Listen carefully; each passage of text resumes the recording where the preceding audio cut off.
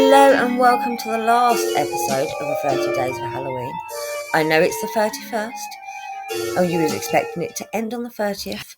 But due to a day earlier on in the week, we're a day delayed. Today's video was going to be all about why witches are depicted as flying brooms. But the truth of the matter is, all of the tales of where the origins come from came from the height of the medieval times and the scaremongering among Christians. There's tales of pagan rituals, jumping over fires on poles. There's tales of psychedelic ointments that were rubbed onto the skin or rubbed onto wooden handles and against the genitals. But none of these stories can be known to be true because, as I said, they were written by Christians during the height of the witch trials. What I can tell you is the first person to confess to riding the broom was a male, a priest in France, who contested the Catholic belief in witches and the ability to fly on brooms, and called it nonsense.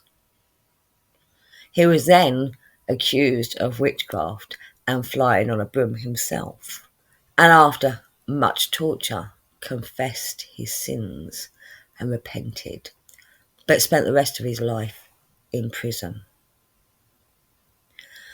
But instead of that, because it's really a short story, I thought I'd talk about today itself, the 31st of October, Halloween for many, Samhain for so many too. At the moment of recording this, the sun is setting. You can hear children wandering the streets, knocking on doors, trick-or-treating. But as I said before, I'm pagan and I celebrate in a slightly different way. For me, it is Samhain, summer's end, at a time when there was 2 seasons and not 4. There was summer and winter.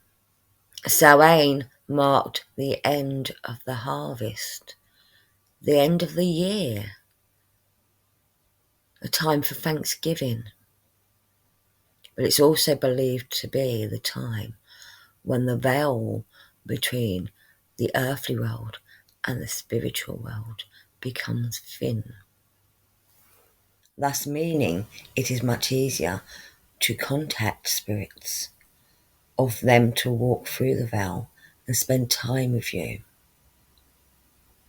That's where a lot of the superstitions around Halloween come from, that ghostly apparitions walk the earth on Halloween.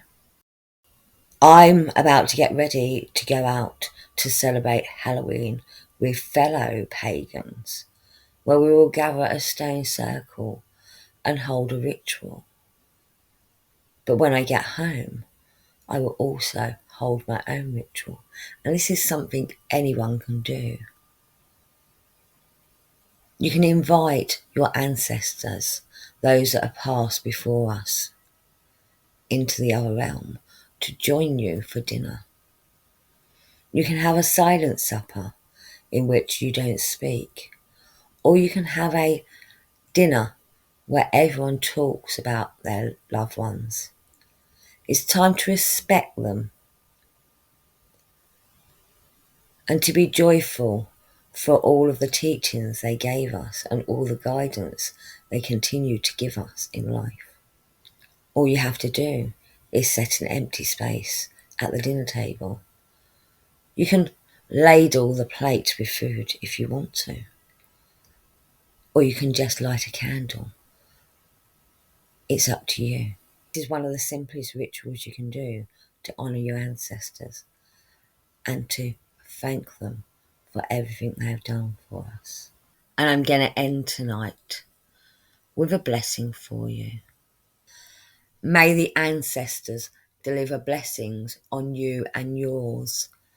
May the new year bear great fruits for you. May your granted wishes be as many as the seeds in a pomegranate. May the slide into darkness bring you light.